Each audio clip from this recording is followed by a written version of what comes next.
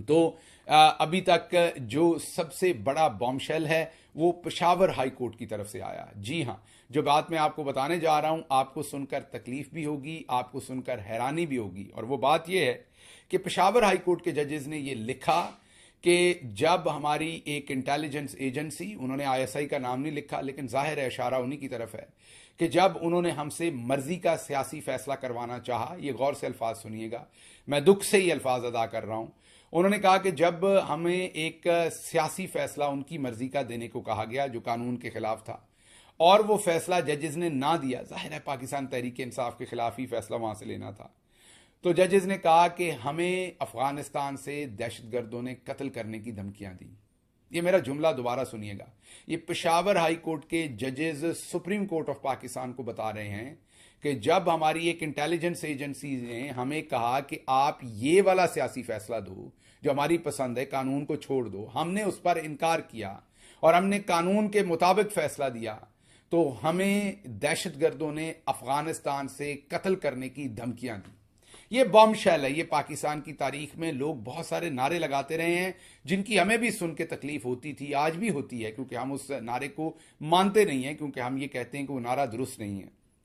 लेकिन आज के इस सवाल से कुछ चीजें मैं समझ नहीं पाया, आज के इस जवाब से जो पेशावर हाई कोर्ट का है, वो मैं भी कुछ चीजें समझ नहीं पाया, शायद समझ पाया हूं लेकिन हिम्मत नहीं हो रही कि वो अदा करूं। हिम्मत इसलिए नहीं कि कोई डर है, हिम्मत इसलिए कि शर्मिंदगी हो रही है। मेरे अपने मुल्क की बात हो रही है, मेरी अपनी एजेंसीज की बात हो रही है, मेरे अपने इदारों की बात हो रही है। इतना दूर हम कैसे, कहां, किस तरह निकल गए, हम इतना नीचे कैसे चले गए, हमने इतनी तमाम हदें कैसे अबूर कर दी, ये कैसे मुमकिन है, मेरी समझ में नहीं आता। आप अपने कमेंट्स में मुझे जरूर आज बताइएगा।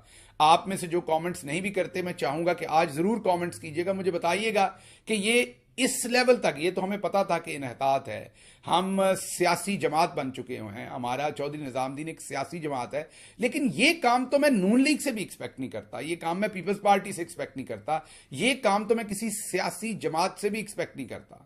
अब आप सोचते होंगे क्या एक्सपेक्ट नहीं करता? मैं एक्सपेक्ट ये नहीं करता कि अगर एक सियासी फैसला एक इंटेलिजेंस एजेंसी करवाना चाहती है, जो कि इटसेल्फ एक घटिया काम है, लेकिन चलें, क्योंकि अब आप सियासत करते हैं, आपको इस पर कोई शर्मिंदगी नहीं, दबाकर करते हैं, और जज ने आपकी मर्जी का सियासी फैसला नहीं दिया, तो आपने दहशतगर्दों से राब्ता कर लिया, जजेस को करने के लिए राब्ता कर लिया कि उनको धमकियां दें, और दहशतगर्दों ने आपके इमाम पर धमकियां दे दी। मुझे नहीं समझ आ रही ये बात, मेरे लिए ये बहुत तकलीफ की बात है ये बात समझने में। आपका और दहशतगर्दों का एक एजेंडा है। दहशतगर्दों का क्या इंटरेस्ट है कि वो आपकी मर्जी का सियासी फैसला लेके दें? ये जरा बता दीजिए कि आपका तो चले इंटरेस्ट समझ आ गया, आप तो सियासी पार्टी हैं, लेकिन आप तो खुद से सब करते होंगे ना। आपके दहशतगर्दों से राब्ते हैं और आप अपने शहरियों पर, और वो भी जजेस पर, दहशतगर्दों को छोड़ेंगे बैरून मुल्क के। और फिर जब हिंदुस्तान मार के चला जाता है यहां पर 20-20 लोगों को, और एक मैं और भी बमशेल स्टोरी आपके सामने रखूंगा, वो भी बहुत बड़ी बमशेल स्टोरी है, अगले वीलॉग में रखूंगा।